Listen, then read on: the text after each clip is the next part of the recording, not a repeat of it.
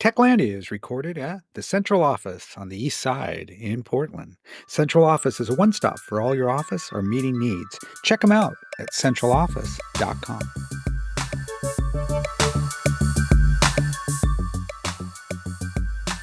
Welcome to Techlandia, a podcast about and for the technology industry, a place to learn, connect, and engage with leaders and thinkers involved in the technology industry.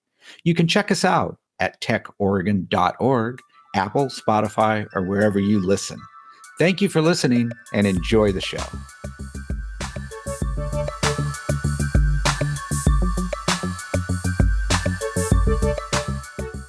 Welcome to the latest episode of Techlandia, Tao's regular podcast series. I'm Skip Newberry, President and CEO. And with us, we're happy to have with us as our guest, Danny Kim, the CEO and founder of Lit Motors. Danny, welcome.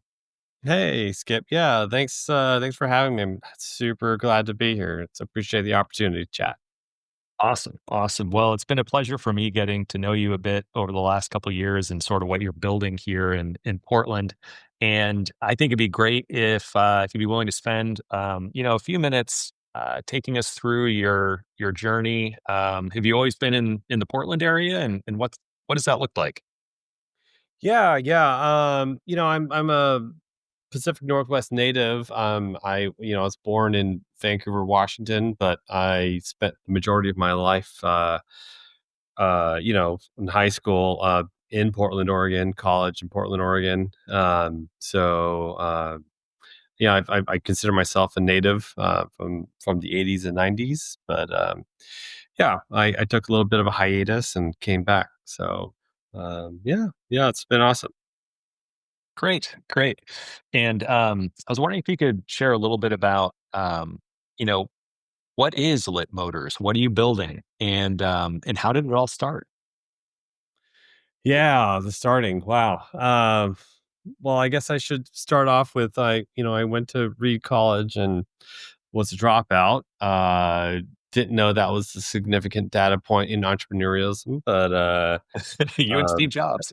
yeah. Well, I did not know who Steve Jobs was. I was just doing it to be a good Korean American child and do pre med, and is either that or learn the violin. But I went to Reed College, and not pursuing engineering, not pursuing any of the social sciences. I really love political science and philosophy, but I loved physics, and I ended up dropping out after 2 years and becoming a Land Rover mechanic because my college counselor at the time was like, Danny, what do you really want to do? I was like, I would love to learn how Land Rovers work. So I end up convincing someone, Land Rover shop owner, to give me a job there, grinding rust off of Land Rover bumpers. And became a Land Rover mechanic. Did that for about a year and a half. Ended up losing my job to the pandemic. Saved up a bunch of money I learned I was a workaholic as well, and saved up a bunch of money up, also bartending. And at 9/11, I ended up losing both my jobs, and I decided to travel rather than building my own Land Rover to drive across the country to see fireflies. Went and traveled, ended up learning how to backpack and hack the system for about a year. That was a really life-changing experience at 22 to 23. It's about 106 cities, 28 countries, 4 continents. I learned a lot. That was a whole lifetime. Came back, tried to go back to Reed College, and decided I really didn't want to be there, and ended up starting on my own little Land Rover car company, just basically modifying Land Rovers really heavily. I did that for a year and a half, and I had an accident during that time. And it was a build accident. There's a USA Today article about it, but basically what happened is the chassis fell on me because I was really cutting a lot of corners on a really tight budget. And I decided, why am I building this 4,000-pound vehicle that, really seats 5 people, but most people drive alone on the road. So I thought the Segway had just come out at the time, the self-balancing kind of like little scooter thing. The wheels are opposed, not in line. And I thought, why can't I put a gyro in like a motorcycle? And because I was in Portland, Oregon, why couldn't we make it fully enclosed and take these gyros, which I thought were just big spinning tops or dreidels or whatever you want to call them, Mhm. big rotors or spinning discs, and actuate a motorcycle just like I did my hand as I was a kid with gyroscopes. And I thought, why can't we just do that? That should be simple. And it started to make sense. And I thought, I was going to stop doing this Land Rover business stuff, and if I wanted to do that, I got to pursue something else. And I realized, oh, well, this is kind of an engineering kind of concept, and I probably need to work with engineers, and I wanted to invent stuff. And that's where I learned about Rhode Island School of Design and industrial design. Ended up, it's kind of invention of products. My dad's an inventor. He has like 28 patents as a dentist. And so I thought it'd be cool to learn how to make products. So I applied and got in.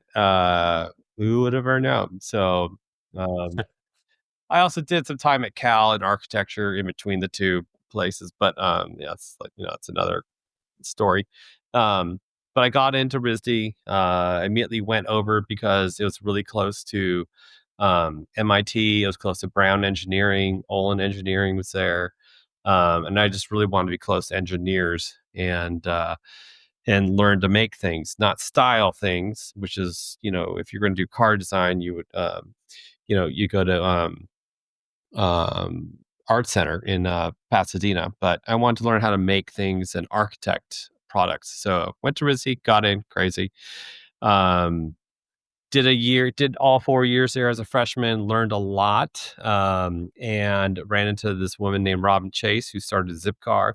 She, in my opinion, is probably the most influential woman or person, I would say, in automotive today. She basically, not to like give her time on the air, but I love her. She basically influenced Zipcar. She made Zipcar. She was the founder, and she influenced Uber. She influenced Lyft. She influenced Waymo and autonomous driving. She really, brought sharing, the concept of sharing, to the forefront as a viable business model. I can't think of anything more egalitarian or badass than that. She also changed the automotive world completely. So I was doing the same thing that she was doing, she wanted to put less cars on the road, more people. I wanted to put less car on the road, more people. And so we became friends. I interned for her, and did a lot of great work. And then I met some other pretty key entrepreneurs there, Saul Griffith through John Maida, at the MIT Media Lab, and that's its own network of pretty influential people. And so I graduated, met Jane Rogers from Local Motors. I was an intern there early, our first like 3 months in operation. Um, so I was just the only person that they had ever met that had built his own car, assembled two of his own cars with, Mhm. there was no institution telling me to do it. I just kind of went and did it. I ended up building my own car from scratch, 80% of it, which is, kind of insane, and I don't recommend it. But I learned a lot from all the process, for these processes of supply chain purchasing, sequence of assembly, integration, uh, testing. Man, yeah, don't do that without a team. A lot of the kind of ins and outs of the real meat, not just the steak of building a car company or starting one, even at small scale production. All of it intellectually scales to large scale. That was kind of, I guess, the unique aspect of what I was trying to do. Is I didn't just want to build a car or start this car company, but I was influenced by some real life events, and that accident kind of was aha moment of most people drive alone. Well, why don't we just cut the car in half? less resources, less parts, less complexity, and that just seemed to make a lot of sense in my entire life experience, culminating together. So um, yeah, I mean I think I'm building the vehicle of the future. I would, every day it seems to be more apparent that this is a high possibility. But after RISD graduating, meeting Robin, meeting Saul, meeting John Maeda, meeting Jacob Rogers, I went to San Francisco because that was supposed to be the next Electric Detroit, and met Steve Jurvetson, one of the Mhm. key board members of Tesla. Didn't actually know that when I sat next to him. Oh man, it's better that I just don't know what I'm getting into, but still have, kind of like a read level confidence of creating an argument that makes sense, keep moving forward, and still finding other people where that logic resonates. Mhm. Um, and yeah, so I'd raised some money from a friend in Portland that I didn't know had any money. He'd watched me build my truck, and raised some money from my parents, typical friends and families. I wasn't going to take any money from my dad if I couldn't raise money outside of the house. So it just doesn't make any sense business wise. So yeah, and then I went to San Francisco and raised some more money around. I engineered something for the first time with a small team, and raised 240 after that. After that, 60 or 40 to 60K, raised 280, 290 something, and then we built one of our prototypes, and then we did this marketing campaign that Harvard ended up running. We did a qualitative clinic, and we got a really high adoption rate, which I had no clue was high. And 15.7% Harvard got word of it, and that kind of really jump started things when we got into TechCrunch and on front page of the New York Times, which is its own rocket ship. So Yep. that was a while ago, but um, the company is it's a startup. I used to say it's a startup car company, but we're really a deep tech robotics company that has a solution for traffic and congestion globally. That Mhm. also includes the pollution that comes along with that. And most people, if you look around, are driving alone on the road. It's a staggering number. It's like 74% in the United States on average, and I think in California it's like 84 to 86% of people on the road are alone in cars, Yep. and I think it's like 50% on average internationally of cars on the road are driven alone, except for Germany. I think that's like still 70. But it's just like these cars are, you know, made for five people. And so there's this big mismatch and like inefficiency in our uses of materials. I'm not saying we should all be driving in a vehicle like ours, but I think we can, reduce a gigaton of carbon if anyone's interested in that, and create a pretty, you know, I would say relatively disruptive product. I hate using that term, but we kind of hit that term on point in every single way, according to Clay Christensen. And we are a deep tech robotics company by definition. It's a long story of how deep tech we are, but it's I don't recommend it that either. But we just happen to be solving for something huge, and there's some massive impact that we have a huge opportunity to not just cash in equity, but also financially, just for you know Oregon and the West Coast, and the United States, and hopefully the world. So Well, it's we're very exciting. mission driven. Yeah, yeah, yeah. Yeah. Thank you. And I was gonna say too, like with the deep tech robotics emphasis, I mean, you all have a bunch of patents too, right?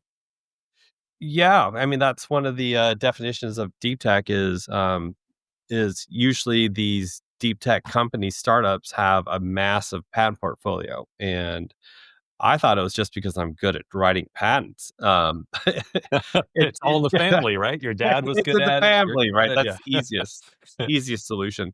It turns out that is a key feature of deep tech. Is that they usually come up with a huge patent portfolio because it's so disruptive. It's also incredibly complex, and it can be capital intensive. But it's a scientific engineering innovation that really has massive potential for change. And along with that potential comes a brand new intellectual property that Mhm. is being discovered.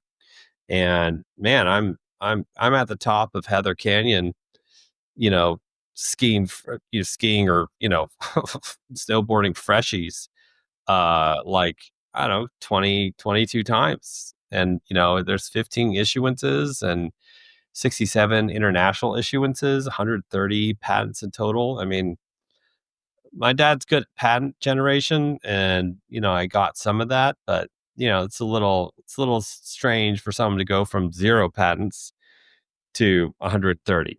So, Yep. Yep. yeah. Yeah. I Very also cool. have a great team too. I have a great team. There's Dave's pretty amazing. So, Nice. we attract And each and other. and So, and as you think about like where you are now as a company, I was wondering if you could share a little bit about, what are some of the like what's the current state of the product in terms of the evolution of the bike, mhm. and also like where do you see yourselves now? Like what's the greatest need of the company, in the next several months? Yeah, that's a good question. Yeah, our company status, if you want to talk about it from a startup perspective, we're kind of like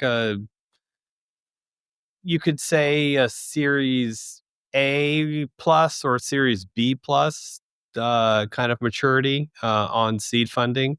Mhm. We've raised 10.2 million on safes and convertible notes, mostly safes now, and all stacking in valuation. But we just had a WeFunder round. We raised, about 2 million in total over the entire year, not Mhm. just on, but also off platform.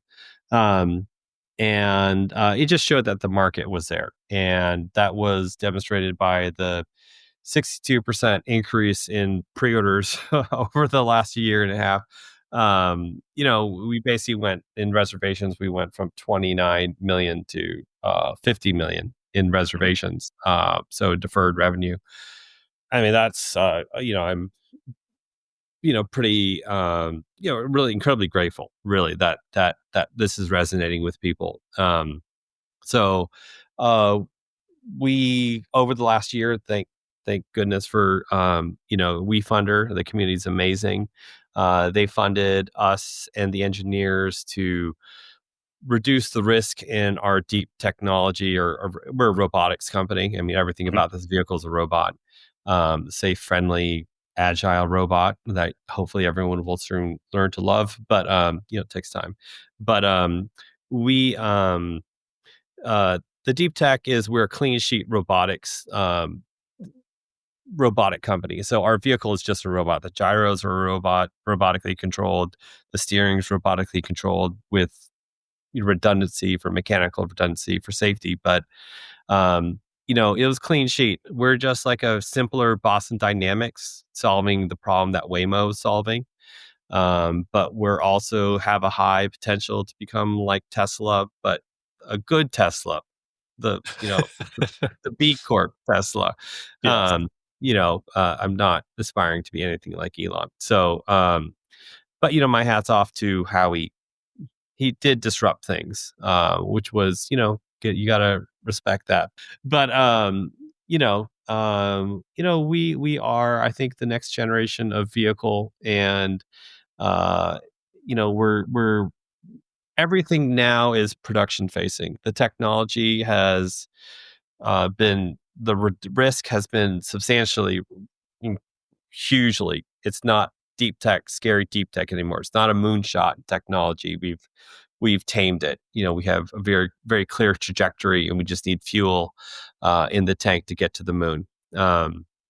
And you know, we're raising everything. We're raising to build. I would say it's actually a beta prototype now, because we have production manufacturer development partners in Ingolstadt, Germany. If you like German cars, you'll know where Ingolstadt is. And we have a development partner there who works with the company headquartered there, who builds things to their quality. And we're going to build a amazing uh, example of what our future product is going to uh, manifest as, and you'll be able to experience the thrill. You'll be able to experience the efficiency, also the safety and the magic that is our platform.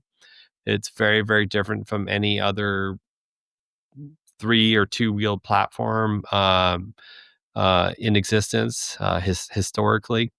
It's going to be a cultural moment, but we're all production facing right now. And so we're raising 7.5, maybe more than that now. We just got the quotes for everything. We're working with an aerodynamics company that I can't mention, but they're pretty cool.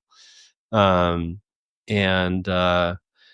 yeah, we're just hoping, my hope and dream, just being an Oregonian, and my whole network's in San Francisco. I was there for 15 years, but I'm trying to reestablish a new network here, a community here, and try to produce 50,000 units here in Oregon and bring it into the city, because just like if we could turn Portland into the new Munich of the West Coast, we have to have a core manufacturing industry. We have to have a core industry that generates, income for a greater quality of living.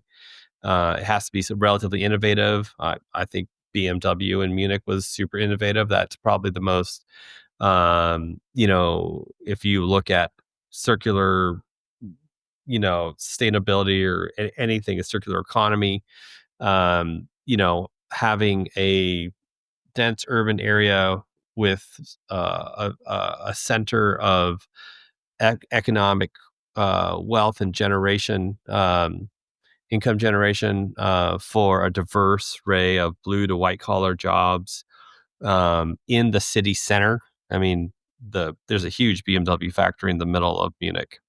It's very, very close to the city center. It's close to it's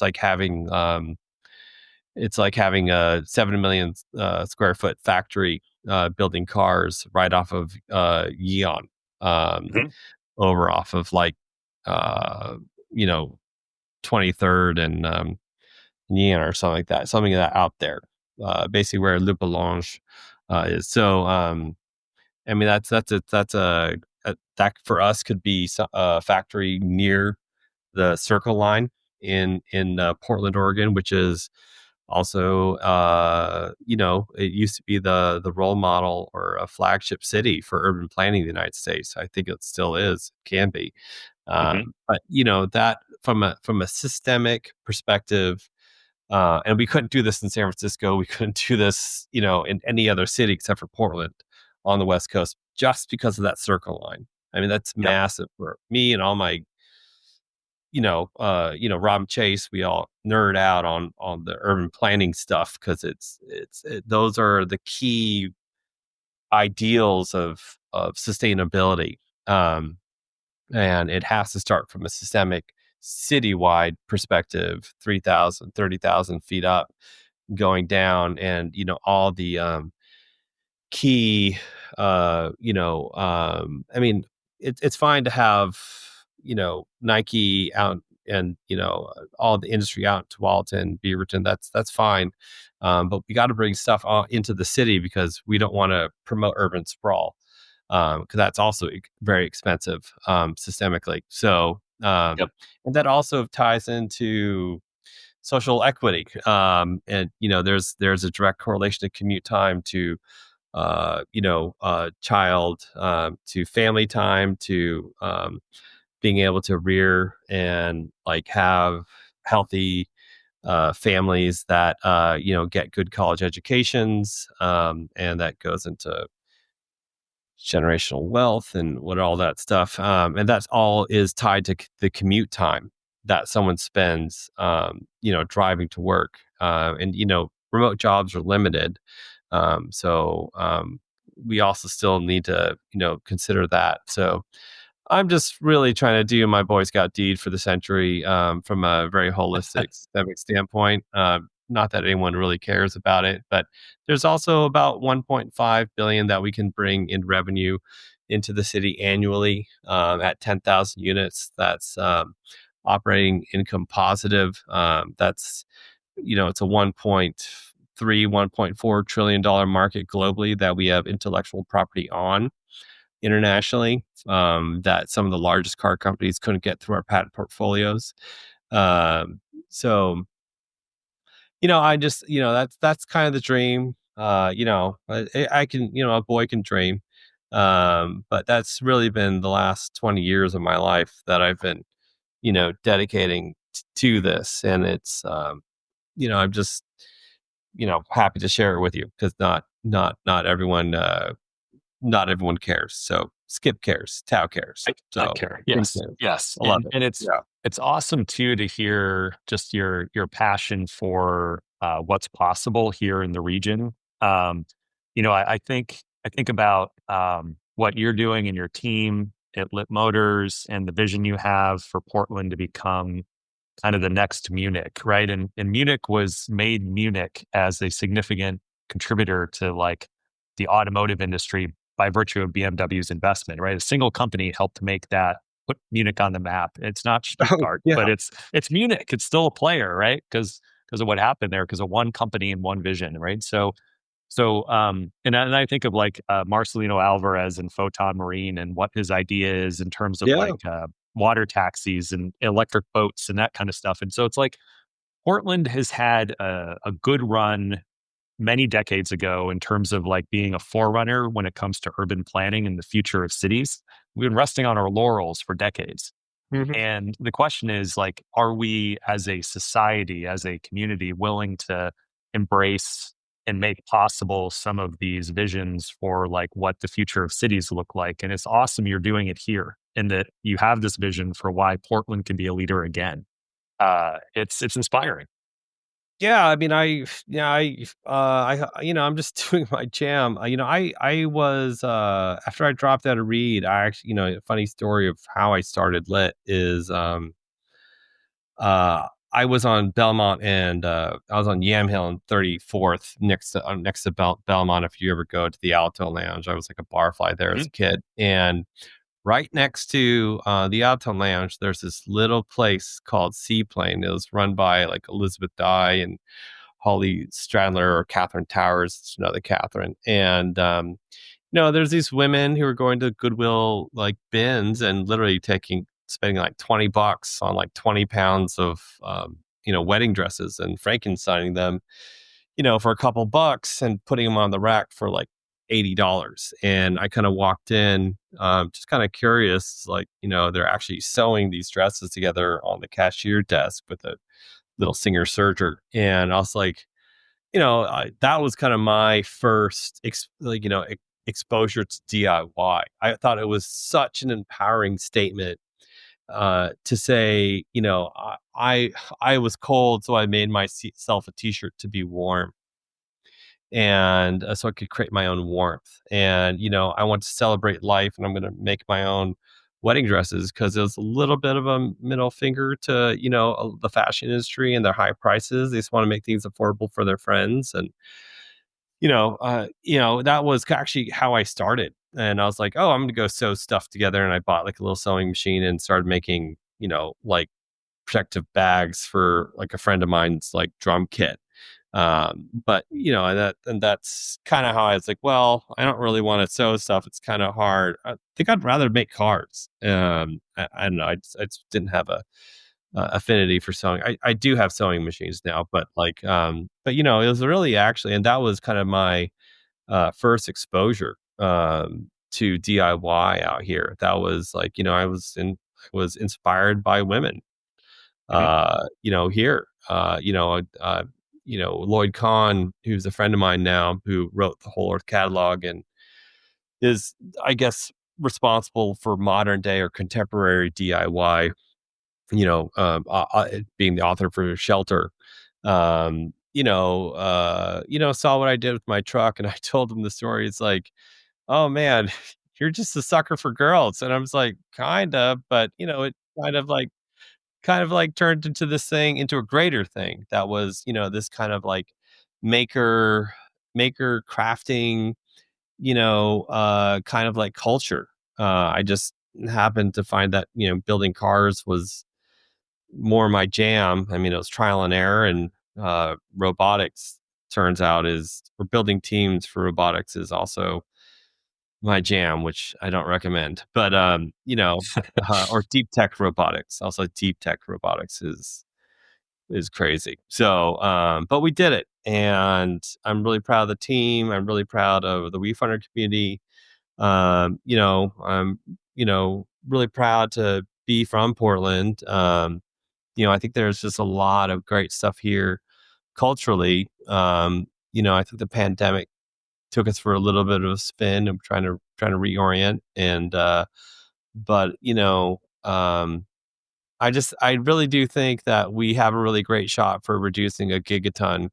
Um, I wouldn't say easily, that's not the right word, but we've got a really great opportunity here, and we could generate, you know, whether we generate 1.5, billion in revenue, which would be a 15 to 25 billion-dollar company. I'm trying to share that wealth with the city. That's why we did this WeFunder thing. Um, but I that's just a very, very small portion of the market. I mean, even if we just sold 30,000 units here in Portland, the rest of the world, we could be selling, 1, 2, 5, 20 million units a year internationally. Mhm. That's not until 2039, and that's how long our patents, are valid for. So we got time. I think we have the hunger for you know, a, a generation that wants to see something real and authentically innovative. I've heard marketers call this a potential category of one. Um, it might be this generation's iPhone.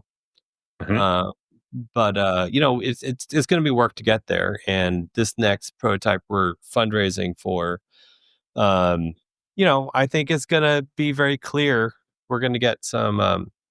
We have some smart people who know how to do serial development and production from Audi, and I'm going to kind of let them take the lead on how to project our volume production with this next prototype that we build.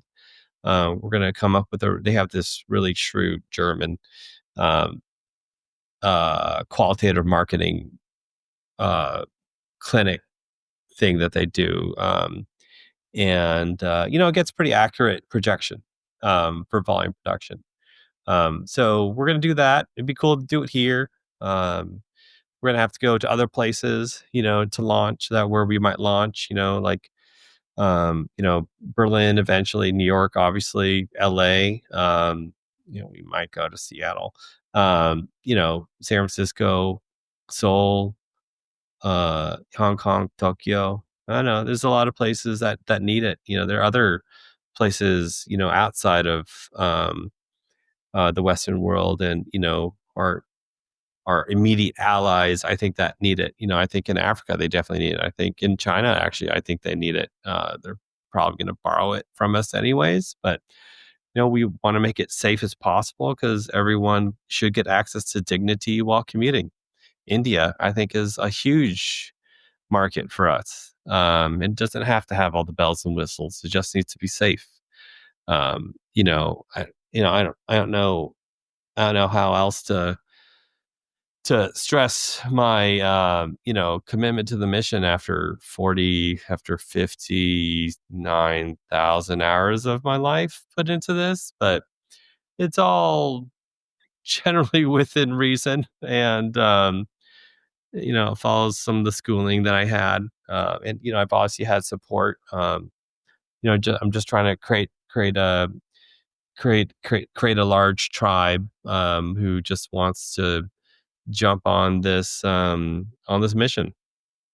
Well, Um, it's exciting. How can people get in touch if they want to figure out how to support what you're doing, cheer you on, etc.? Do you recommend that they check out the Lit Motors website? Uh, what do you suggest to folks?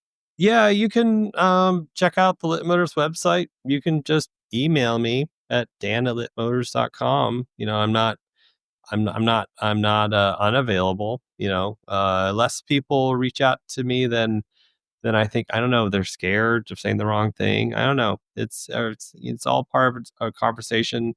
Definitely go to litmotors.com and check stuff out. You can go to our Instagram at Lit Motors. There are some good videos on there. Our YouTube has the last maybe 6 videos that we released that really kind of give a clear picture of our story. And eventually we'll start up another WeFunder campaign and try to share the wealth. And but it's our job to um I don't know, just prove that we've got something. In my mind and my team from Audi, Honeywell, Raytheon, and Toyota, I mean, these guys are all like 200 something plus years of experience from an executive level. Our automotive team from Audi, it's Guy Volker and Stefan and Mirko. They I build like hick ass off road Land Rovers, super efficient Land Rover, biodiesel Land Rovers. But these guys build real cars. They built the e-tron line. That was Volker's task from the board Mhm. of an Audi was go compete with Tesla. Uh, so this long story of why I met him, which was super cool, and I think there's another opportunity there. But he jumped ship and he joined us, which crazy grateful to have him on the team. And I think he's a really good dude. He saved my ass at a company in Ingolstadt, and he defended me with his entire career and reputation.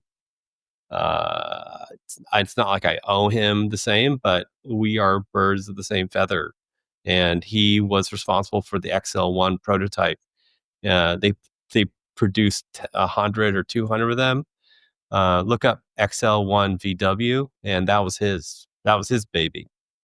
Yep. So we're just doing something that's an intellectual and mechanical iteration, and a robotic iteration of that.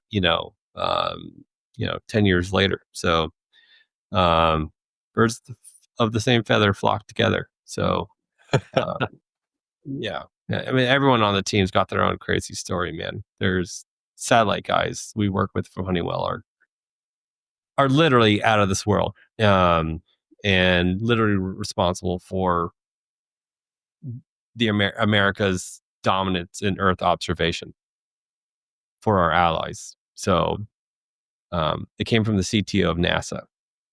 Hmm. So Yep.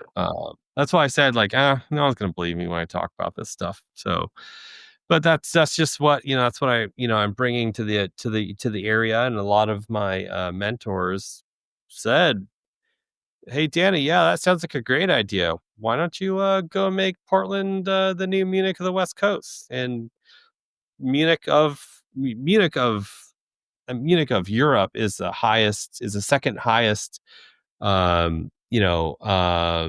euro per capita Hmm. in the U.